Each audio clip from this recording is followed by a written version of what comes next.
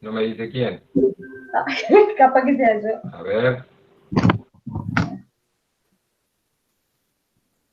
¿Qué problema técnico No, no, no, acá? ahí estamos, parece, entonces. No, estamos todos ya. Ok, perfecto. Perfecto. Bueno, buenas tardes, ¿cómo andan? Bueno, continuando con la propuesta que venimos teniendo con relación a la unidad 5, en esta ocasión vamos a trabajar las cuestiones vinculadas al realismo jurídico y para eso, además de otros integrantes de la cátedra que estamos acá, la que va a estar a cargo de la presentación es Graciela But. Te dejo entonces con el micrófono para que sigas vos con la presentación. Bueno, muchísimas gracias, Marcos. Bueno, vamos a continuar. Buenas tardes, buenas noches, buenos días. La verdad que no sé en qué momento verán el video. Vamos a continuar con la unidad 5, que se había iniciado con el biosnaturalismo. Ahí tienen a disposición los materiales y el PowerPoint con alto contenido estético del doctor Salvi. Después también hemos visto el biopositivismo, un excelente PowerPoint también, una presentación del doctor Erin Baue, que les va a servir como repaso del material que tenemos subido al aula virtual. Ahora bien, nosotros hoy vamos a terminar con la unidad 5 con el tema del realismo jurídico. Bueno, a ver, vamos a la presentación. Vamos a presentar el realismo jurídico. ¿Ahí se ve bien, chicos? Bien. ¿Se está viendo en pantalla, perdón? Sí, yo estoy viendo la presentación del Prezi, pero la pantalla de Prezi, no puntualmente la que, la que dice realismo jurídico estadounidense. A ver, a ver.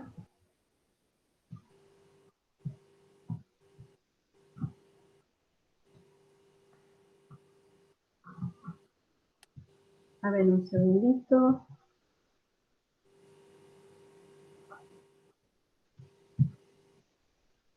Vamos a ver con esta pantalla.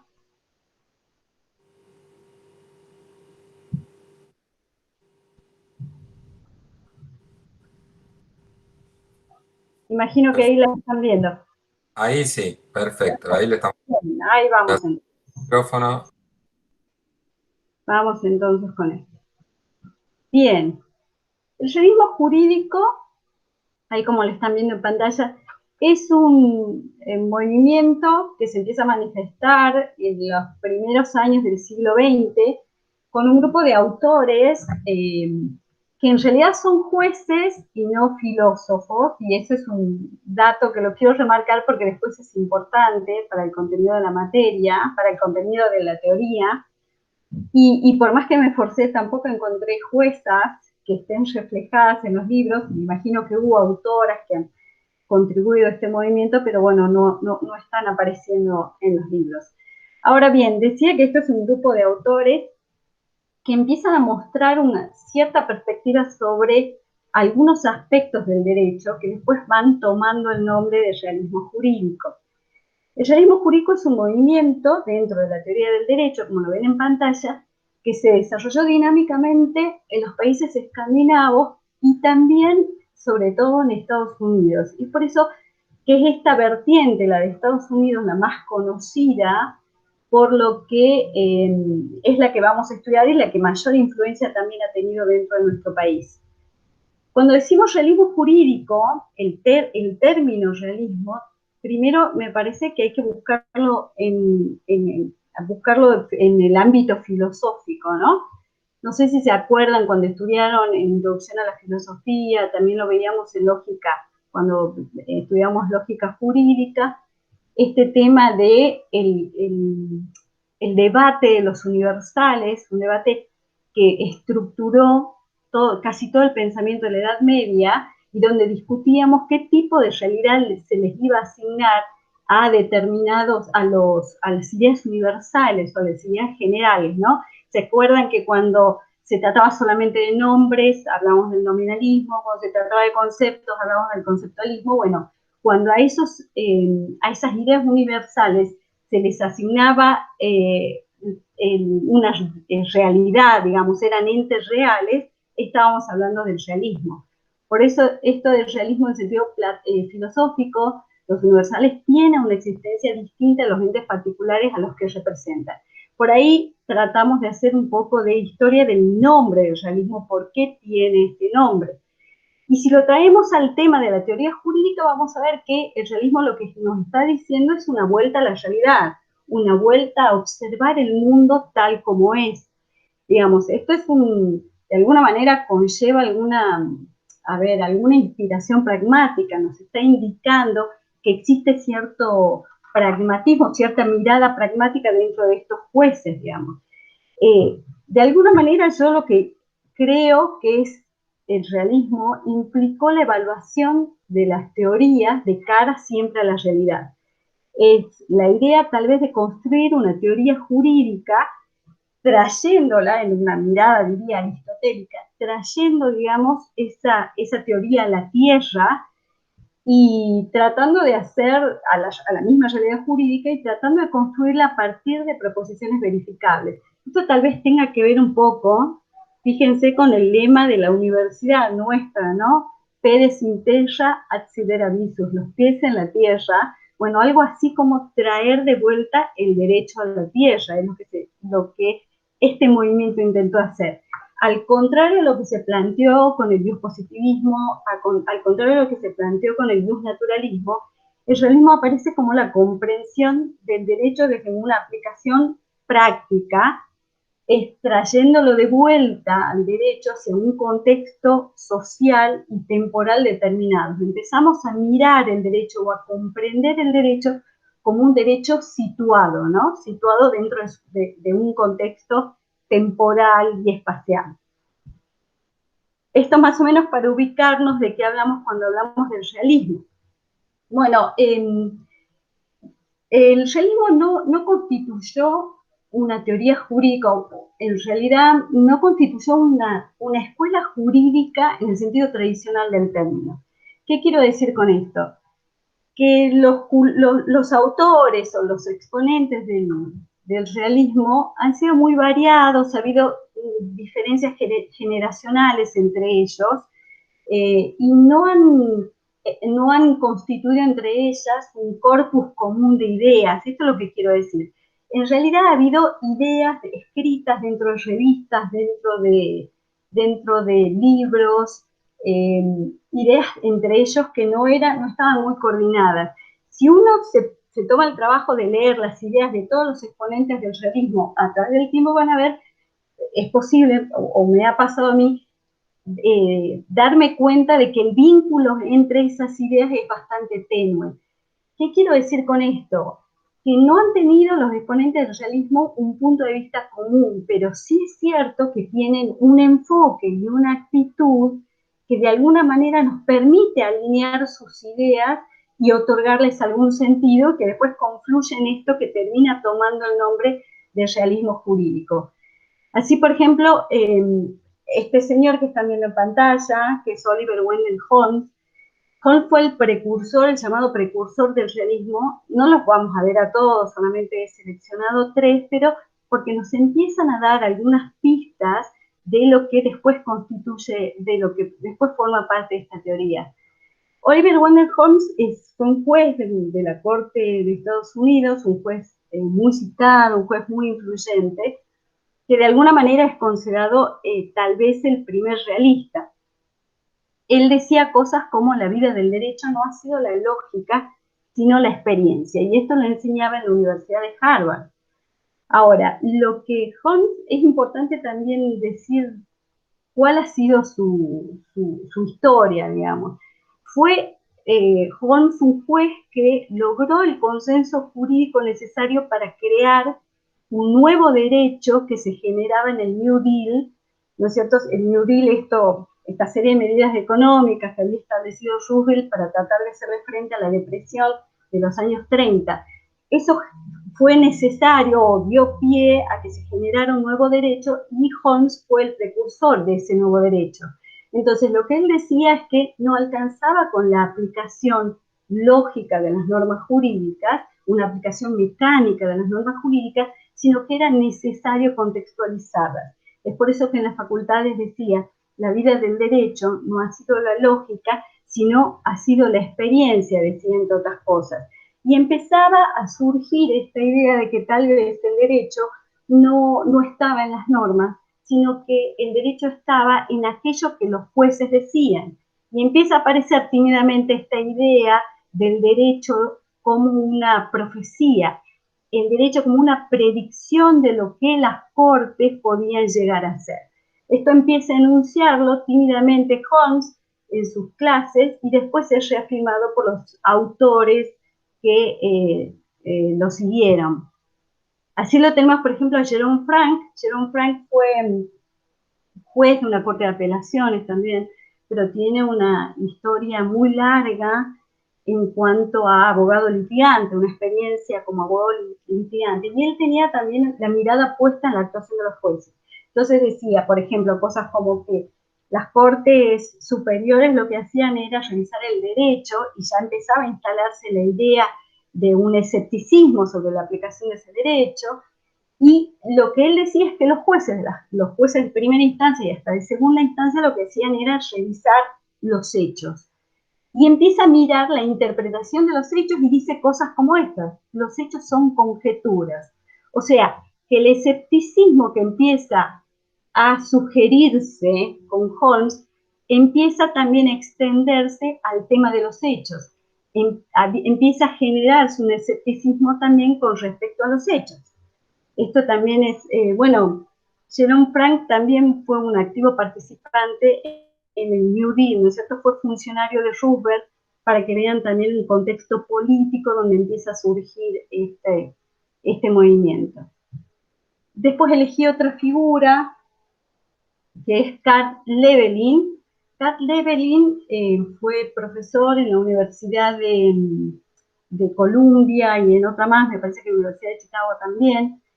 Y de alguna manera tal vez fue muy prolífico en el sentido de que trató de sistematizar estas ideas que empiezan a surgir medio desordenadas del realismo, y dice cosas como que las reglas son importantes en la medida en que nos ayudan a predecir lo que harán los jueces.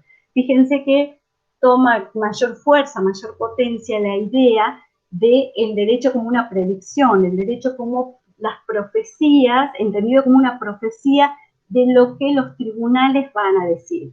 Es decir, pierde fuerza la comprensión del derecho como la norma jurídica y empieza a tomar cuerpo la idea de que el derecho en realidad reside en las profecías o en las predicciones de lo que las cortes van a hacer. ¿Vamos bien hasta ahí? ¿Se escucha bien? ¿Se está viendo bien el presi? Sí, vamos súper bien, Graciela, la verdad, espectacular. Muy lindo además. Perfecto. ¿No? Muy perfecto, muy bien. Bueno, me alegro que vaya todo bien, que no superemos los problemas tecnológicos. Bueno, esto lo voy a decir, el tema de las influencias lo vamos a revisar rápidamente porque ustedes lo tienen en el texto que hemos asignado a la cátedra, que es el texto de Leiter. Bueno, el realismo no se escapa a las marcas ni a los registros que tiene de la cultura occidental de fines del siglo XIX y del siglo XX, ¿no es cierto? Y entre esas marcas, las más potentes tal vez, son las del positivismo y las del conductismo. Ahora las vamos a ver porque ustedes la tienen en el texto. Bueno, el positivismo no vamos a ir mucho más allá porque el doctor Arias Amicone ya en su recorrido filosófico que hizo en la unidad 1 ha hablado muy claramente de lo que es el positivismo. Bueno, esta historia de cuando se ve a las ciencias naturales como un paradigma de todo el conocimiento genuino, y se pensaba que las ciencias sociales tenían en algún punto que emular a las ciencias naturales, ¿no es cierto? Bueno, básicamente acá el elemento clave es la comprobación empírica, es decir, que las hipótesis tienen que ser comprobadas mediante las observaciones del mundo. Los realistas lo que decían, que aquello que se expresaba como derecho no era confirmado por las observaciones de lo que las cortes en realidad estaban haciendo. Entonces empiezan a mirar el derecho desde el prisma del positivismo. Y lo mismo pasa con el tema de la psicología conductista. Ustedes saben que el conductismo lo que hace es dejar de lado lo que sean los deseos, las creencias del individuo, porque básicamente, desde el punto de vista del positivismo, por supuesto, eso no son fenómenos inobservables, por lo tanto no son susceptibles de comprobaciones empíricas. Entonces intentan explicar la conducta humana a través de estímulos, ciertos estímulos que generan determinadas respuestas. Esto lo aplican al derecho y empiezan a pensar cómo ciertos escenarios reales, que vendrían a ser los estímulos, generan determinadas respuestas judiciales, generan determinadas sentencias o decisiones judiciales. Entonces, bueno, básicamente estas son las dos grandes influencias que terminan de dar fisonomía al movimiento que estamos estudiando en estos momentos. Bueno, básicamente el realismo, cuando uno lo empieza a estudiar, lo primero que se toca, la primera característica con la que se encuentra es una enorme reacción, una reacción muy intensa contra el formalismo. Parte de un escepticismo hacia las teorías formalistas que sostenían que las normas son el factor operativo preponderante en las decisiones judiciales. Bueno, en los países del derecho continental europeo, estamos hablando de Italia, Alemania, España, Francia, y en la mayor parte de los países iberoamericanos, son predominantemente formalistas. ¿Por qué? Porque insisten profundas o fuertes codificaciones, ¿no es cierto? Tenemos sistemas, tenemos códigos y de verdad lo que hacemos es respetar esos códigos. Ahora bien, el hecho de que esos países cuenten con una amplia codificación del derecho, eso ha dado pie a que los juristas le asignen a los sistemas y a las normas que componen esos sistemas también determinadas propiedades formales. Entonces se dice que esos sistemas gozan de coherencia, de completitud, de precisión, de univocidad. Según Lino, por ejemplo, la asignación de esas propiedades a esos sistemas parten de ciertas hipótesis implícitas dentro de esa dogmática continental que tiene que ver, de alguna manera, con que pensamos al legislador como un legislador racional. Si nosotros pensamos al legislador como un legislador racional, los sistemas que de ahí se generen suponemos que son racionales. Por lo tanto, por ejemplo, no nos va a ser posible aceptar que dos normas dentro del mismo sistema sean contradictorias. Lo que vamos a tratar es de buscar una explicación dentro de ese esquema formalista y vamos a decir, por ejemplo, que esa contradicción es aparente porque esas normas se encuentran en un distinto ámbito de aplicación, se encuentran en un distinto plano. Entonces, bueno, ahora, los juristas que pertenecen a otro sistema, los juristas del common law, al no tener esos sistemas de codificación y al no tener que justificar de alguna manera lo que vendría a ser esas codificaciones o esa pretensión de racionalidad, les ha sido mucho más fácil ver que en realidad las normas jurídicas que componen esos sistemas no gozan de esas propiedades que el formalismo en general les asigna. Y esto básicamente por dos temas. Fíjense el tema del lenguaje, que lo hemos visto en la unidad 2 con el licenciado Zabalíquer. Las normas jurídicas siempre van a adquirir la imprecisión que tiene el lenguaje cotidiano, el lenguaje natural, como dice Genaro Carrió. Es decir, todo aquello de que hablamos de las contradicciones, de las lagunas, la ambigüedad, la vaguedad de las que les hablábamos en la unidad 2, bueno, todas esas imprecisiones lingüísticas se trasladan también al lenguaje jurídico. Esa es una de las razones por las que se critica el formalismo. Y otra cosa, las normas son generales, son enunciadas de manera general. ¿Esto qué significa? Que cuando enunciamos una norma, en general tenemos en cuenta las cualidades o las características más importantes de las situaciones que van a ser objeto de esa regulación. Pero también es cierto que el legislador no es omnisciente.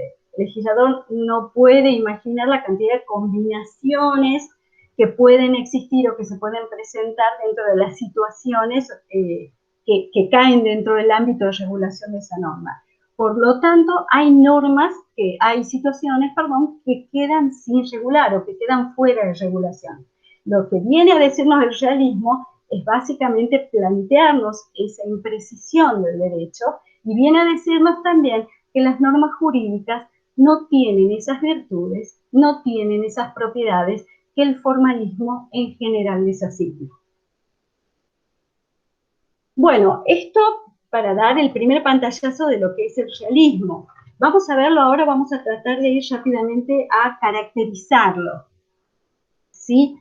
La primera característica del realismo, que ya más o menos la venimos esbozando, es que el derecho es indeterminado. ¿Esto qué significa? Que tiene muchas inconsistencias, esto es lo que veníamos diciendo, las lagunas, las ambigüedades, lo que trae como resultado que nunca tengamos una respuesta unívoca, ¿no es cierto? Hay una distancia entre la norma, la proposición y el texto, y hay unos saltos entre esta norma, proposición y texto que genera cierta ambigüedad, genera cierta imprecisión o una indeterminación que después es un dolor de cabeza para los intérpretes del derecho, les genera muchísimos problemas. Ustedes en el texto de Leiter que tienen asignado van a ver que esta indeterminación está clasificada en indeterminación racional y causal o explicativa. La indeterminación racional significa que las razones disponibles no justifican una decisión unívoca. Y la indeterminación causal o explicativa nos dice que las razones no son suficientes para explicar por qué las cortes van a decidir de la forma que deciden. Es decir, siempre el realismo está marcando las imprecisiones o las inconsistencias del formalismo. Si bien es cierto que, como les digo, los realistas no generaron un corpus común de ideas, sino que cada uno escribió por su parte, reflexionó por su parte, no tenían una idea acerca de la naturaleza del derecho, no tenían una idea acerca del concepto del derecho. Lo cierto es que tal vez, o el mismo Leiter, el mismo autor, dice que se puede coinciden o pueden confluir en una afirmación central. La afirmación central de Leiter es que al decidir los casos, los jueces responden a estímulos de los hechos del caso en vez de responder a reglas y razones jurídicas. ¿Qué está diciendo Leiter con esto? Que cuando, al ser considerados indeterminados el derecho, al ser considerados indeterminados las razones jurídicas que se pueden esbozar, digamos, en estos casos, digamos, cuando tenemos que justificar las decisiones, quedamos fuera del campo jurídico. A ver, vamos a ir por partes. ¿Cómo se explica esta afirmación central? Lo que nos está diciendo es que algunos jueces, al momento de fallar, toman en cuenta los hechos subyacentes del caso, que a veces esos hechos no son jurídicamente relevantes. Es decir, cuando estamos decidiendo con hechos que no tienen que ver con razones jurídicas, quedamos de alguna manera arrojados fuera del campo de lo jurídico. ¿Sí? Esto es como muy central este enunciado o este postulado. En segundo lugar, hay otros autores, como Levelin, que en realidad lo que está diciendo Levelin es que no significa que al momento de tomar las decisiones los jueces no estén considerando las normas jurídicas. Lo que están diciendo es que en realidad las normas jurídicas no son un factor decisivamente operativo al momento de tomar las decisiones jurídicas. Es decir, la norma jurídica, en el sentido tradicional de norma jurídica, no es un factor decisivo para la toma de la decisión judicial. No sé si se entendió claramente. Ahora, hay muchas... Ya que estamos ahí, te hago un aporte, me parece que se está entendiendo súper claro, ¿no? Pero retomando lo que vos decías hace un rato, y me parece muy importante remarcarlo, es la idea del realismo vinculado a la pragmática. La cuestión pragmática es una cuestión estratégica vinculada a cómo se ganan casos en un tribunal, en definitiva. Así es. Es decir, hay una presentación un poco escéptica o de alguna manera como qué sé yo, sí, me parece que escéptica o algo así vinculada al ordenamiento jurídico, que presta mucha más atención a cosas que han sido tradicionalmente dejadas de lado en un análisis teórico global sobre el fenómeno del derecho. Lo que rescatan ellos es precisamente, por ejemplo, en esta afirmación que es más importante identificar a las partes, a la parte a la que vos defendés o a la parte a la que vos representás como parte simpática en la relación procesal, y a partir de esa presentación como parte simpática en la relación procesal, construir un caso con independencia de lo que diga el derecho aplicable al caso. Después vamos a llegar al derecho aplicable al caso. Mientras tanto, lo que hay que hacer es identificar con qué cosas son más sensibles, tanto los jueces como, o en el caso de Estados Unidos, los jurados, que pueden sentirse persuadidos de decir, esta persona tiene derecho, con independencia que haya una norma jurídica que le otorgue ese derecho. ¿No? ¿Puede ser una cosa así? Sí, sí. De hecho, lo primero que hacen, esto tiene que ver con la predicción y las profecías, este concepto que empieza a permear dentro del realismo jurídico, ¿no es cierto? Empezar a pensar de qué manera van a resolver los jueces determinados casos, que también implica por ahí meterse en terrenos que tienen que ver con lo psicológico de los jueces, como decís vos, cómo piensan los jueces, cómo los puedo persuadir. Y después la norma jurídica es utilizada como juguetes vistosos, es decir, se echa mano al derecho como una cuestión más que instrumental, digamos, se echa mano a estos juguetes vistosos para tratar de justificar el caso, para tratar de justificar mis razones, pero en realidad la norma no es un factor preponderante o decisivo para la toma de la decisión judicial. Esto es lo que intento decir. ¿Se entendió ahí? Sí, sí, clarísimo, perfecto. Bueno, a ver, a ver, ¿en dónde había quedado? Había quedado en el tema de la afirmación central. Bueno, decía que hay muchos de los realistas, de los autores realistas, que en realidad lo que están diciendo es que van a coincidir o van a suscribir esta afirmación central en la esperanza de que las normas jurídicas sean reformuladas teniendo en cuenta la realidad jurídica o teniendo en cuenta el contexto, es decir, más como una aspiración, digamos, este tema de la afirmación central. Ahora bien, siguiendo el mismo texto de Leister, bueno, a veces siempre me voy a otros textos, espérenme, que no lo puedo mover acá. Epa, se me congeló acá. Ahí está. Bueno, este punto, teoría del derecho naturalizada, en realidad lo he puesto en el PERSI porque tal vez pueda generar algún tipo de problemas al momento de que lo lean. Esto de los realistas pensaron al derecho como una teoría descriptiva de las conexiones causales entre los tipos de situaciones subyacentes y las decisiones judiciales. Me parece que tenemos que ver un poco críticamente lo que está diciendo Leiter en este punto, porque Leiter lo que hace acá, el autor que ustedes tienen asignado, está defendiendo al realismo jurídico como una forma de naturalismo o metodológico. Leiter está diciendo de que los realistas pensaron a la tarea de la teoría jurídica como la tarea consistiría en identificar de alguna manera y en describir, pero no en justificar los patrones de decisión. Y esto de identificar y de describir, de alguna manera nos está poniendo en un terreno que es no normativo, en un terreno extrajurídico. Es por eso que se habla, por ejemplo, los realistas buscan el auxilio de la psicología conductista, buscan el auxilio de la sociología.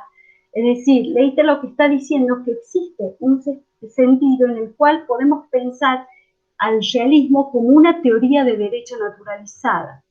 Y explico un poco por qué, porque me parece que Leiter asume esta idea de que el método tradicional de la filosofía del derecho y de la filosofía analítica también consiste en el análisis conceptual a priori. En este caso, como estamos en este marco realista que nos cambia el juego, de alguna manera lo que se intenta hacer es una investigación a posteriori, digamos, una investigación en el marco de las ciencias empíricas. Es decir, tratar de trasladar el método de las ciencias empíricas a la teoría del derecho. Y es por eso que en algún punto Leiter nos habla de teoría del derecho naturalizada. Por eso no quería dejar de mencionar este tema, por las dudas genera algún tipo de complejidad. Lo que Leiter está haciendo es proponer reemplazar ese análisis conceptual a priori por un análisis a posteriori propio del campo de las ciencias empíricas. Trasladarlo, digo, al análisis filosófico. No sé si se entendió, igualmente esto es un tema que tiene que ser evaluado críticamente, digo, cualquier cosa lo podemos continuar en el foro, si alguno tiene algún problema con esto, lo podemos seguir conversando. Bueno, y esto nos lleva a que, tal vez como un corolario de todo lo que venimos desarrollando, de este cambio en la mentalidad de los juristas sobre cómo funcionaría el derecho, en que asume un papel central el juez. Los juristas sostienen que las normas no son leyes en virtud de su promulgación, solo se convierten en ley cuando son aplicadas por una sentencia de los tribunales.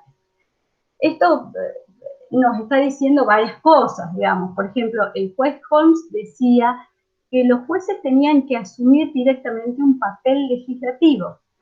¿Esto qué significa? Esto significa que los jueces tenían que abrir los ojos a determinadas consideraciones que tenían que ver con cuestiones políticas, con cuestiones económicas, con cuestiones sociales, y asumir, dejar de lado la fachada del razonamiento lógico deductivo del que sostenían los formalistas, y de esta manera asumir que el contexto político, social y económico en el que se mueve la sociedad y por ende el derecho, y que estas decisiones debían tomar en cuenta estas consideraciones. Había otros realistas que lo que están diciendo es, en realidad habla Levelin de un quietismo, una suerte de quietismo normativo, diciendo que en realidad había que abstenerse de dar consejos normativos a los jueces, porque los jueces iban a resolver inexorablemente de la manera que resolvían, digamos, sin ningún tipo de norma que los guiara.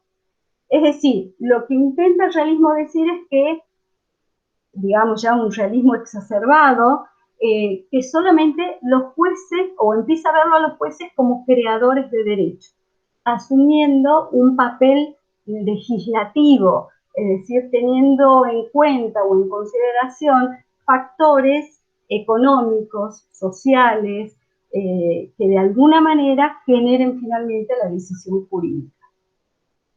¿Se entendió hasta ahí? Sí, sí, vamos muy bien, me parece. Y creo que vas marcando, creo, las cosas más importantes que digamos, que hacen al realismo. Estoy anotando algunas cosas que después me gustaría que charlemos al final, pero creo que está súper claro. Bueno, es importante que se entienda. Bien, ahora vamos acá son, bueno, es el legado del realismo jurídico. Esto es un aspecto, me parece, central del realismo jurídico, porque tuvo un impacto muy importante, bueno, no solamente en Estados Unidos, pero acá en Estados Unidos, porque estamos estudiando esa vertiente, lo coloca el juez como figura principal en los procesos, impactó de manera profunda dentro de la academia jurídica. Yo creo que se implantó de manera profunda en la historia jurídica, en los jueces, en los abogados. También creo que de manera particular dentro de la educación jurídica, también en los métodos de enseñanza, y creo que ahí ha habido una retroalimentación bastante importante.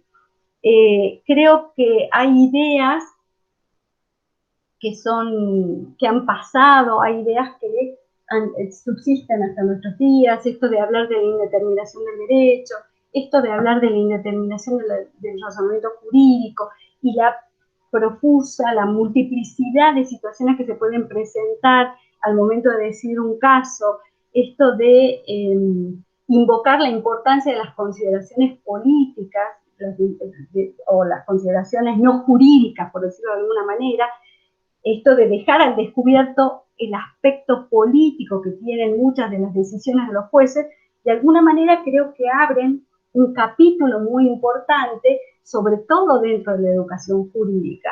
Entonces, en las escuelas de derecho se empiezan a enseñar estas dimensiones, cobra fuerza la sociología jurídica, por supuesto, y sí quiero que queden claro que de alguna manera esto empiece a impugnar de manera muy importante la idea de la autonomía del derecho.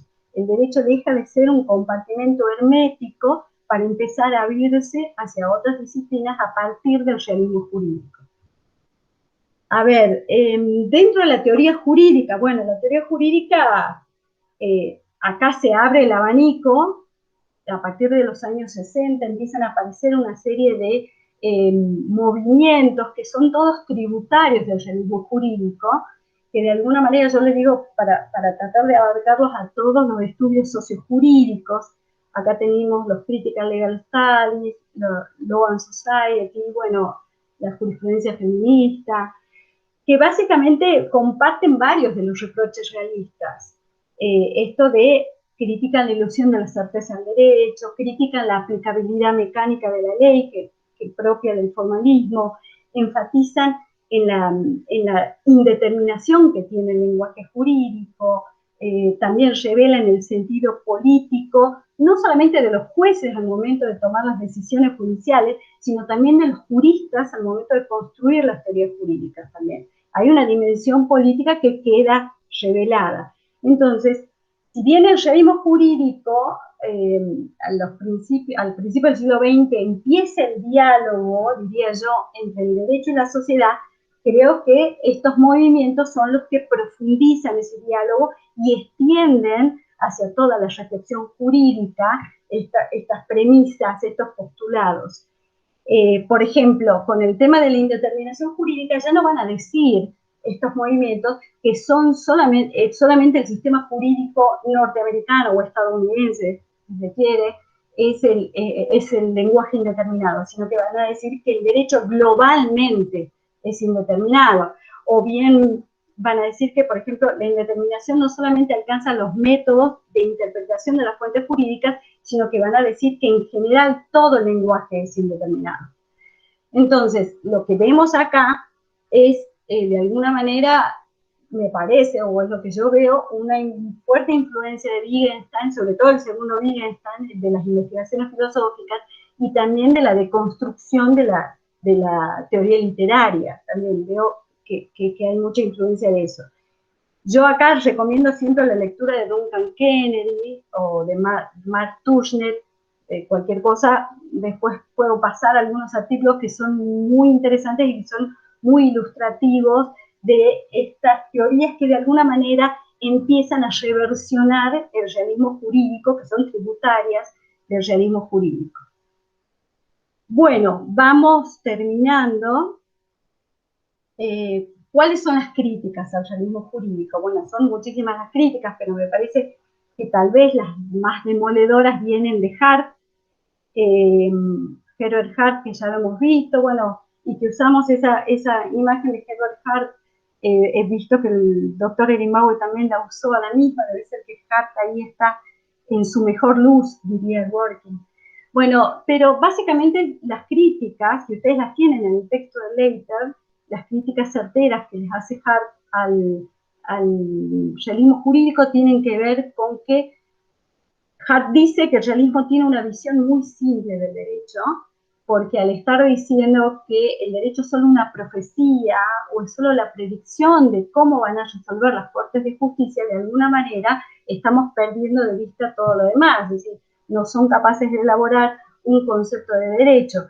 No es derecho aquello que emana de las legislaturas, tampoco es derecho el precedente, digamos, las decisiones de las cortes de justicia. Entonces, quedamos con una versión muy simple del derecho. Básicamente, ustedes, esta es la crítica que tienen de Leiter. Igualmente, hay una crítica, la crítica de Hart está en el capítulo 7 del libro, bueno, me quedo arriba, del concepto del derecho, que no habla del realismo, pero sí habla de a los escépticos de las reglas. es corto el capítulo y es muy interesante para leer la manera en que Hart de alguna manera dirige sus objeciones a la construcción realista. También tenemos las críticas de Nino. Después les puedo poner en PDF, no tuve tiempo, pero podría haberles escaneado ese capítulo 7, el concepto del derecho, donde es muy claro y muy ilustrativo Hart acerca de cuáles son las críticas. Pero básicamente tienen que ver con que esa versión simplista del derecho proviene del postulado realista de la indeterminación del derecho. Después lo tenemos a Nino. Nino también está diciendo algo parecido y agrega algunas cuestiones más, pero Nino dice, bueno, el realismo puede hablar sobre temas que tengan que ver con la adjudicación del derecho, pueden hablar con respecto a cómo funciona una regla dentro de la práctica, pero no pueden elaborar o no pueden contestar a la pregunta de qué es el derecho. Y otra cosa que plantea Nino, ¿cómo sabemos quiénes son los jueces o juezas? Para determinar si una persona es juez o jueza, tiene que haber una norma que lo invista de competencia. De esa manera, esa persona se va a distinguir del resto como juez o jueza. Bueno, dentro del esquema realista, esto no sería posible porque hay una indeterminación de la norma o se descree de la norma. Para el realista eso no es norma jurídica. Entonces, bueno, esto es lo que de alguna manera viene Nino y Hart a marcar cuáles son los puntos débiles que presenta la construcción realista. Bueno, yo finalmente, vuelvo para atrás, voy a elaborar había escrito algunas conclusiones que podría tener o algunos pensamientos que tenía sobre este tema del realismo, que en realidad no sé a dónde están, pero bueno, más o menos les voy a decir. El realismo de alguna manera me parece que significó tal vez una reacción saludable a lo que podría ser un formalismo exacerbado, en el sentido de que esto de tratar de reducir al derecho a una simple aplicación mecánica del derecho, una simple aplicación de una lógica deductiva, de alguna manera esto no resultaba satisfactorio. Por lo tanto, me parece que es una reacción saludable. Al mismo tiempo, el realismo significó revisar de nuevo ciertos procesos del derecho, revisar también ciertas instituciones del derecho, es como abrir las ventanas y dejar entrar aire fresco. Entonces empezaron a revisar conceptos que tienen que ver con el Estado de Derecho, con la soberanía, con el stare decisis dentro del sistema norteamericano. También se revisaron los contenidos de la enseñanza del derecho. Se empezaron a preguntar qué es lo que estamos aprendiendo en la facultad de Derecho, cuál es el valor que le estamos dando a esas enseñanzas. Es decir, y también, como consecuencia de eso, también empieza a cambiar el valor del derecho dentro de la sociedad. Inclusive, me parece que es muy valorable el tema del realismo, o es muy valioso esto de poner en duda o poner en crisis el tema de la neutralidad del derecho. Y me parece que ese es un concepto que el feminismo jurídico también ha hecho estallar, desapareció el tema de la neutralidad del derecho, después, posteriormente, por supuesto, el realismo. Me parece que es una reacción saludable. El realismo es, como digo, abrir las ventanas, dejar entrar aire fresco y empezar a mirar al derecho como una conjugación, una compenetración del derecho con otras dimensiones que no son jurídicas, como por ejemplo la dimensión política, que empieza a formar parte, a reconocerse que forma parte de las decisiones judiciales. Ahora, yo me pregunto, y esto también lo dejo abierto para que después, si quieren, empecemos a conversar dentro del foro o que sea un tema, si todo este fervor escéptico que presenta el realismo, todo este fervor crítico que presenta el realismo, de alguna manera ha transformado los procesos del derecho de la manera en que aspiraban ellos a transformarlos. Bueno, creo que hablé mucho y espero haber sido clara, pero seguimos conversando a través del foro. Chicos, excelente, ya charlamos un minuto, un par de cosas que quería. Ya terminó, ya te dejaste de presentar, ¿verdad? Sí. La pantalla, quiero decir. Perfecto, buenísimo.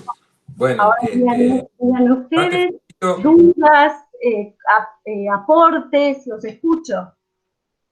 Mirá, la verdad me encantó la presentación, te felicito porque la verdad es muy linda, muy dinámica y creo que toca todos los puntos centrales del que le proponemos y de la ¿cómo se llama? De la temática en general. Yo quería remarcar una cosita, porque vos lo dijiste en un par de veces, pero me parece importante que los chicos queden con esa idea de decir, primero, una historia, digamos, como que, por supuesto, el realismo norteamericano, ¿no? Pero hay una fuerte preponderancia acerca de cómo se concibe la práctica jurídica en Estados Unidos y el rol preponderante que tienen los jueces. Desde la cita de Holmes hasta hasta la Corte New Deal, los problemas que hubo entre digamos, entre los operadores jurídicos tradicionales, que son los jueces, y las decisiones tomadas por los poderes políticos. Esas cosas han ido como redefiniendo el rol de los jueces y qué es lo que tenían que hacer. Hay, es verdad, en el fondo un cierto escepticismo, como que da lo mismo. Da lo mismo lo que diga el derecho en la medida en que yo pueda presentar un buen caso. Da lo mismo lo que diga la norma en la medida en que yo pueda conocer las preferencias políticas o las preferencias o los orígenes sociales de los jueces. Dónde estudió cuando era adolescente, ¿Qué libros tiene en su biblioteca? Claro, claro, claro. Ahora, eso da la impresión de que empobrece profundamente el análisis jurídico, pero vos también has dicho, me parece con mucha razón, que al mismo tiempo que esto puede ser considerado como una forma de empobrecer el estudio del derecho, es simultáneamente una forma radical de enriquecer el análisis del derecho. Y creo que ahí es donde hacen pie los estudios de teoría crítica y los estudios de derecho y sociedad, digamos, todo ese tipo de cosas que recogen las críticas del realismo a la aplicación mecánica de la ley, donde dado A debe ser B, si no S, como si fuera un juego de encastres, el derecho, ponen énfasis y muestran que hay más cosas que eso. Hay preferencias personales de los jueces, hay inercias sociales, hay afiliaciones políticas anteriores.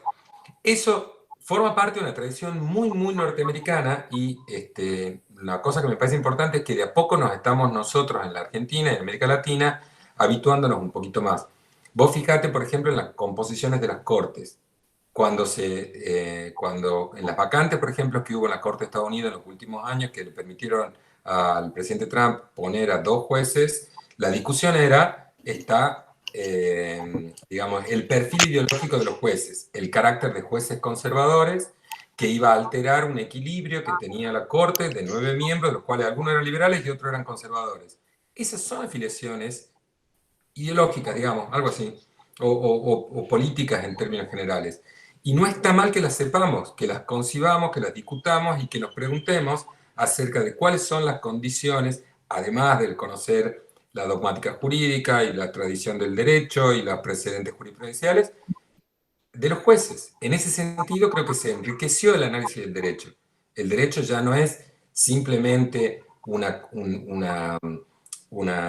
digamos, en ese sentido es más interesante pensar la indeterminación del derecho como maleabilidad del derecho, ¿no? O sea, como la posibilidad de adaptarlo, pero una adaptación que tampoco es ingenua ni inocente, que nos tenemos que hacer cargo y que en la formación también es importante que los estudiantes lo sepan, porque uno viene marcado o impregnado, digamos, por las materias codificadas, en donde todo parece ser el resultado de la aplicación de presupuestos de hechos que encajan en una norma y que dan como resultado una solución jurídica. Y de repente hay más cosas que eso. Perfecto, me parece que el realismo lo que viene a hacer es romper, ¿no es cierto?, esa idea fuerte que nosotros tenemos sobre el formalismo, de esa aplicación mecánica del derecho. Por eso lo marcaba yo como un valor, esto de, a ver, no, empecemos a mirar el derecho cómo opera en la realidad. De alguna manera, empezar a pensar el derecho también como, a ver, o pensarnos a nosotros, y esto también lo dice el realismo, como ingenieros sociales. Es decir, el derecho como una herramienta para poder transformar también o para solucionar problemas. Simplemente empezar a ver el derecho como un instrumento que nos permite solucionar problemas. Y eso me parece que es valiosísimo de los estudios sociojurídicos y que tenemos que rescatar, digamos. Y que son todos tributarios de este realismo jurídico tan criticado, si se quiere por Hart, si se quiere por Nino, por lo que sea, pero sin embargo tiene este aporte tan importante que nos permite hoy a nosotros mirar el derecho de una manera distinta. De la misma manera, esto que vos decías de que no hay que perder de vista estas dimensiones, las dimensiones políticas, sociales, me parece que hay que ponerlas sobre la mesa también y pesarlas al momento de tomar las decisiones jurídicas. Bueno, también forma parte de una discusión mucho más amplia, me parece, pero que es igualmente valiosa, que es el realismo jurídico el que la ponga sobre la mesa. Sí, sí, sí, totalmente. Bueno, podés dejar de compartir la pantalla, así les hacemos un cierre a los chicos y Voy, tratamos de grabar. voy.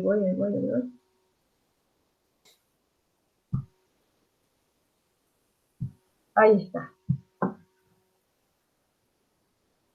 ¿Estamos? Perfecto, ahí estamos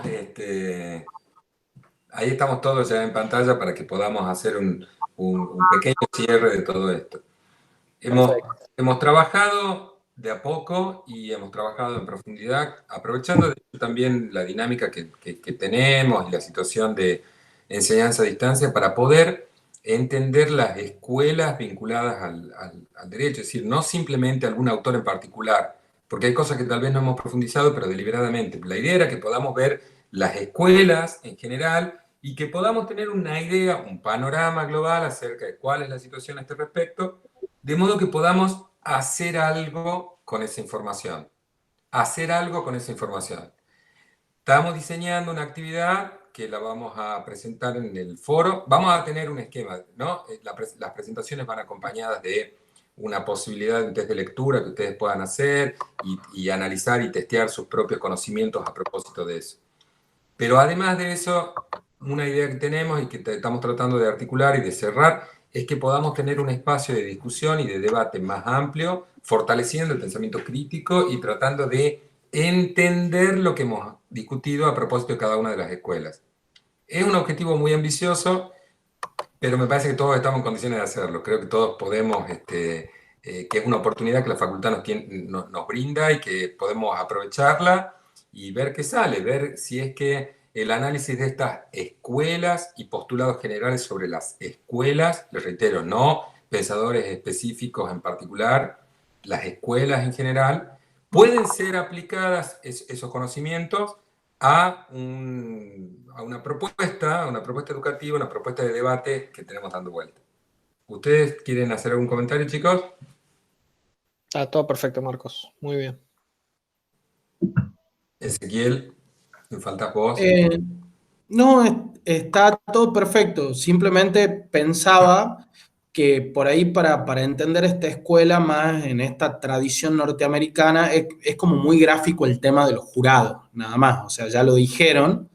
Y en esto que decías vos de cómo a nosotros nos impregna y cómo de a poco también se va internando en la práctica jurídica nuestra. No recuerdo si fue el año pasado o el anterior que hubo un juicio por jurado muy comentado en la provincia de Buenos Aires, y me acuerdo que una de las cuestiones que más se debatían era cómo habían analizado los, los letrados que intervenían en el juicio, los datos de los jurados, o sea, cuál era su extracción social, a qué se dedicaban, qué era lo que pensaban, en esta cuestión de las probabilidades.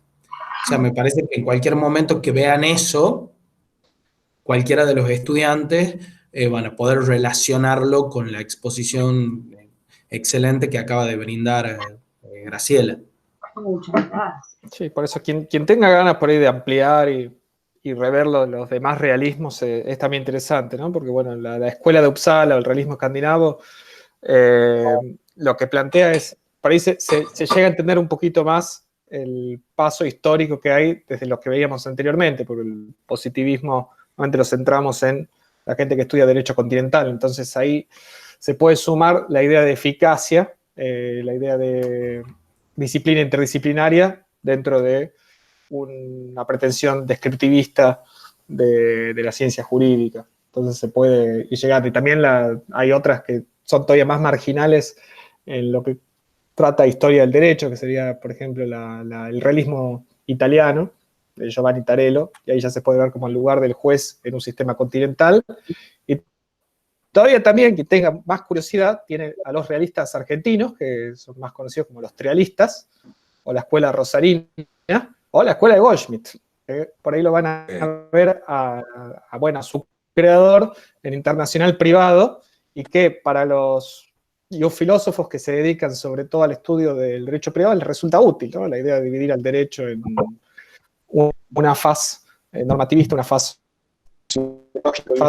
diquelógica o axiológica, viene de ahí. Y después, como decía Ela, es muy interesante, ya para el mundillo de la filosofía del derecho, ver cómo todo esto que se trató hoy ve a sus herederos en las teorías críticas, y que, bueno, esa indeterminación del derecho también ha dado cuenta de una escuela, si se le puede llamar a la crítica jurídica, que tiene millones y millones de vertientes y subvertientes, que, bueno, tiene su particularidad, ¿no?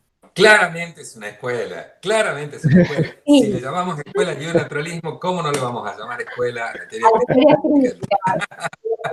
Que vamos a ver algo de eso también. Sí, claro, las teorías críticas, sí, claro.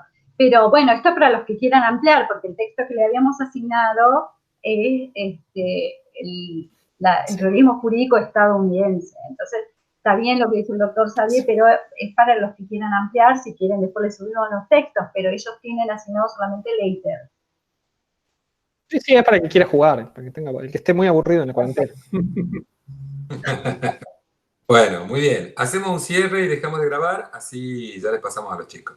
Bueno, lo subimos al campus y le dejamos a los estudiantes. Cualquier duda está el foro a disposición. Adiós. Gente, chao.